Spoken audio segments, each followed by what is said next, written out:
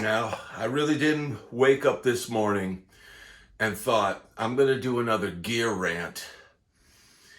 And it's going to be about Gibson or Epiphone.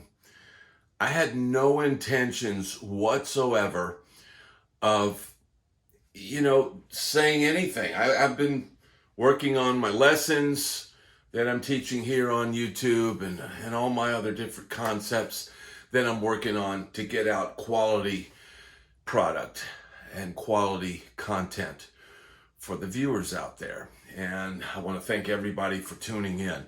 My name is BADBRAD, and this is episode 2 of Gear Rant. Okay, and today I saw something that just it friggin' blew my mind. Okay, the last Gear Rant that I did was on Gibson and the $1,000 pickups that they put out, these, play authentic pickups. Okay, great, $1,000 pickups. All right, well, I guess you can just not buy them, right?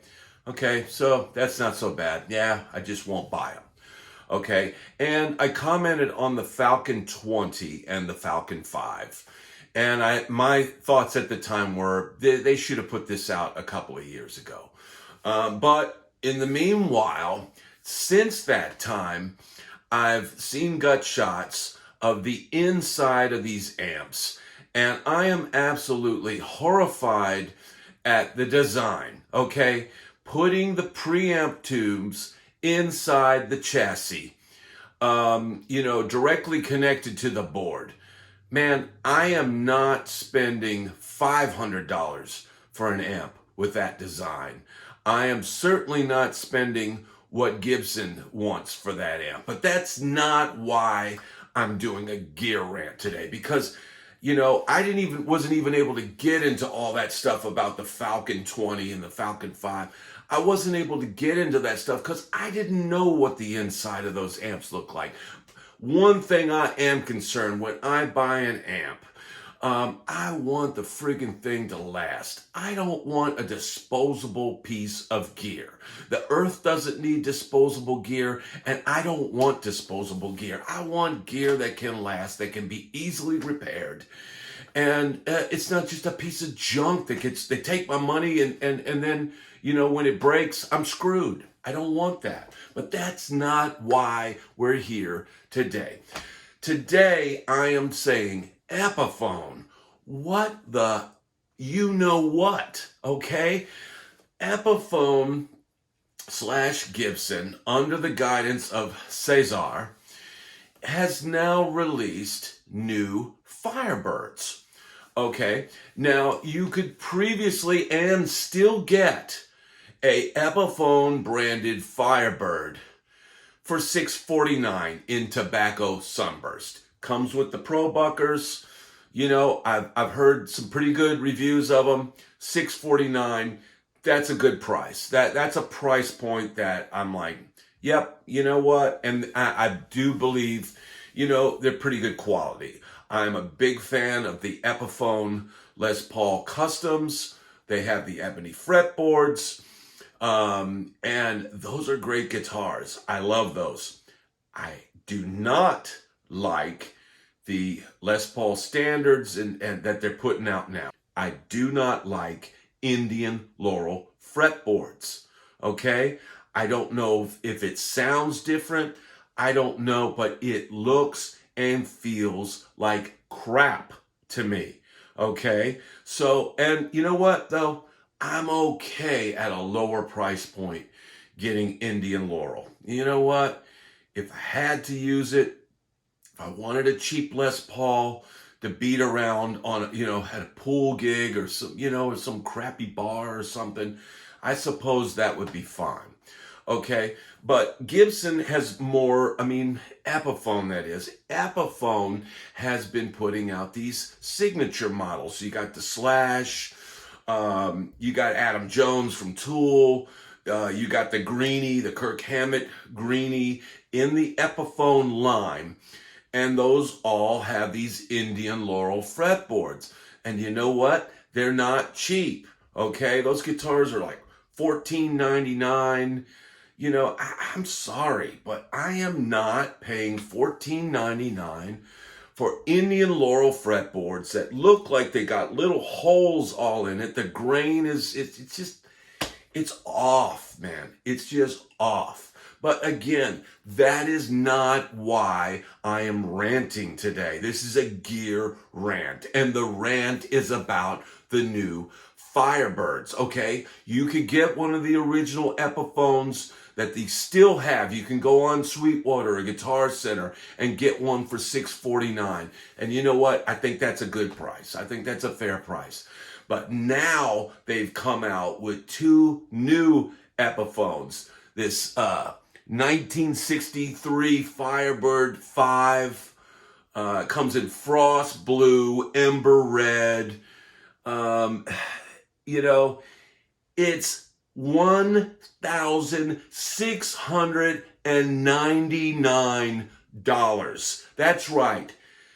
$1,699 for a friggin' Epiphone with an Indian Laurel fretboard.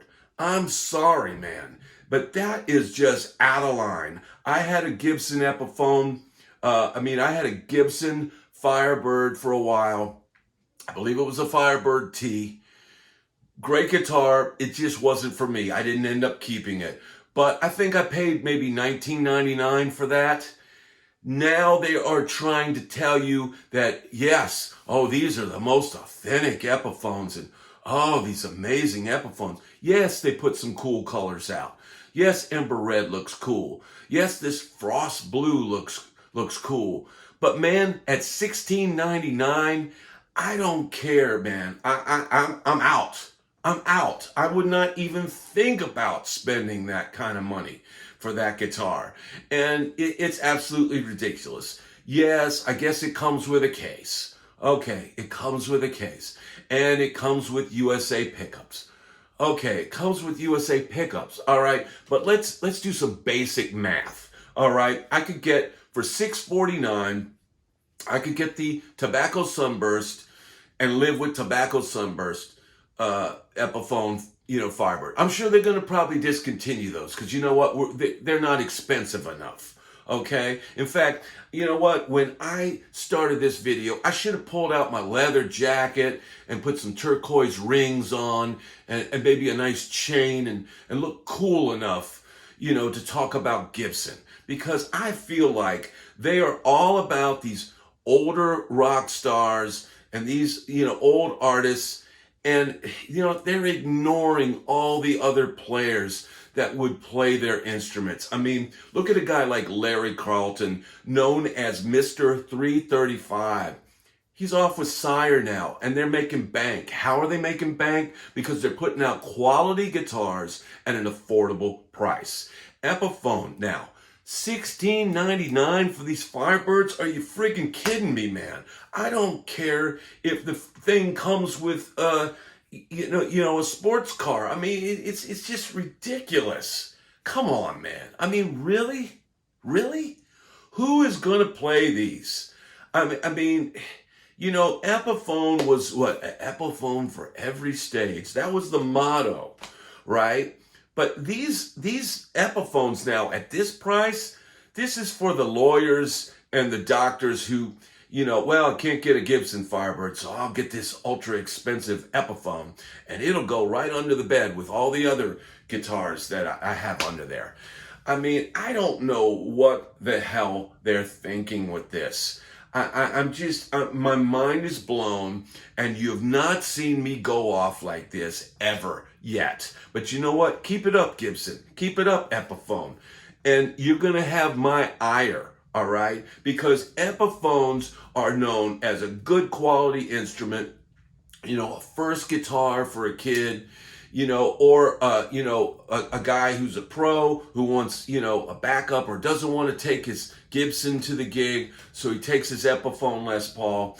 That's what an Epiphone is. Value, bang for the buck, quality at a good price, all right? Because let's face it, Gibson is ignoring and just completely wiping out all of their lower guitars.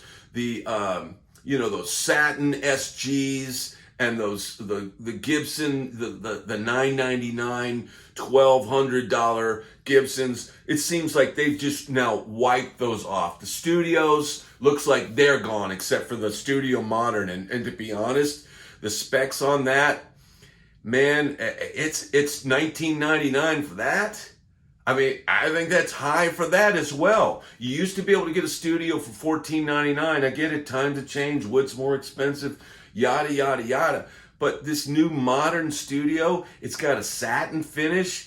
It's kind of like a no frills like thing. And then they got that Les Paul Light or whatever hell it is. I mean, it's just like, it's not the real deal, man. It's not the real deal. But this $16.99, and you know what? They've got the other model that doesn't have the vibrola on it, and it's got a single pickup, and they want $12.99 for that. Okay, let's do the basic math. All right, I could buy that $649 Firebird, and I could slap like some Mac Daddy pickups in. They don't have to be Gibson pickups. I could put $200 in it, pay a guy $50 to install it. Okay, then I'm at what? $850. Okay, $900. It would be under what they're charging for the single pickup, stripped down, Firebird at $12.99. It just doesn't warrant. It doesn't warrant that price. And I think Gibson thinks, you know what? We don't care about the younger crowd. We don't care about players that want a good quality instrument at a lower budget. We're just going to ratchet up all our prices, and we're going to cater to the douchebags that drive Porsches, right? Now, you know who I'm talking about out there. This is just, it's absolutely ridiculous. Because let me tell you something. My first good guitar was a Gibson. I had back in, I don't know, it might have been 78, 77, somewhere around there. I bought a Gibson, the Paul, and I think that was $4.99 back then. It came with a hard shell case. It was a stripped down, guitar, but it was a quality instrument. And, I've played and owned Gibsons all through the years. I've owned the custom shop stuff. Right now I have a couple Les Pauls. I got about 2 or 3 SGs. I'm a fan, Gibson. I'm not hating on you because I can't afford it. I'm hating on you because I'm not stupid enough to pay the prices that you want for a damn Epiphone. I mean, come on, man. Come on. Cesar, what are you doing, brother? All right? And stop ignoring. They are great players, even in this town of Nashville. Why don't you call Guthrie Trapp up? He's known to play a 335 on occasion. Why don't you get some quality players? I get it.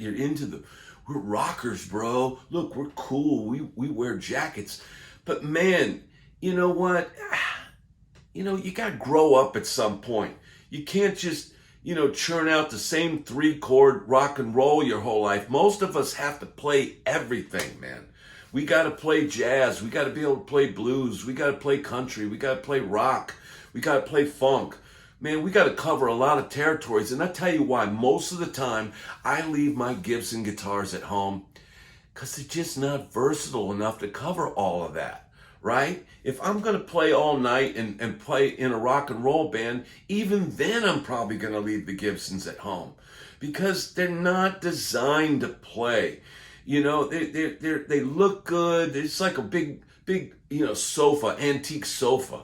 It's like, yeah, it's all right, and it's pretty to look at, but it's not that comfortable. It's not that easy to play. And you know what? I'm kind of like just blown away by this move, man. I don't know what they're thinking. I know what they're thinking. They're looking at the beans, and they're counting those beans, man. They're counting those beans and thinking, how can we make more money? Now, I don't know what their books look like. I don't know if they're if they're doing great and they're just gonna keep going on this path of just cutting out the smaller buyers and just go for the expensive stuff. But man, It's really disappointing, because let me tell you something, man. I bought a guitar recently for $299, and I would prefer that guitar over any of those Epiphones with Indian Laurel fretboards. Now we're going to take a little quick pause here, and I'm going to show you why I don't like Indian Laurel, okay? Okay, now check it out. This is a guitar I bought for my daughter, you know, the year that she was born. And it's the only guitar I've ever bought with Indian Laurel fretboard. And it's going to be the last. I just don't like it. I don't know if you can see this with my camera, but it's got these it feels raw. It's got these holes in it or something. I don't even know what it is. You know, it's just something about it that just bugs the crap out of me. But I tell you what really bugs the crap out of me is if you want to charge me $16.99. I mean, this was a $3.99 guitar, okay? That's to be expected. You're not getting the greatest Rosewood and this and that. Although there are companies out there that'll give you a Rosewood board for that price. But man, I for $16.99, I don't want Indian Laurel, bro. I don't want it, bro. Do you hear me, bro? I don't want Indian Laurel for $16.99. That is a non-starter, bro. I don't even want it for $5.99. That's why I like the Epiphone Les Paul Customs. But I guarantee you this. They're going to come out with the new Epiphone Les Paul Custom, and they're going to jack the prices up. So you know what? If you want an Epiphone right now, you know what? You like those $649 Firebirds. AMS, I think, has one for $5.99 that's like red. Okay, there's your cool color. It's got gold hardware. I'll put up pictures of all this stuff so you can see it. That is a better deal than $16.99. I'm sorry. You can buy the trim piece and put that on there and the Epiphone and all. I mean, man, I am just blown away at what they're doing. I'm disappointed. You know what? You're ignoring segments of your players. You know, get some other players besides these rock guys, man. The future of music is all music, not just one type of music, okay? So Epiphone, Cesar, Gibson, man, what are you guys doing? It's called quality. It's called value. You know, it's called reaching out, giving a product that all players can play. And Epiphone was that brand for you. But I guess it's not anymore, bro. I guess it's over, Epiphone. I guess we're just, Epiphone will be for you know, the guy that's starting out at the law firm. And then the guy that gets made a partner, he gets his Murphy Lab. I guess that's what it is, Epiphone. All right. Bye, Epiphone. I guess I won't be seeing you around anymore. I'll miss you, or maybe not. Bye.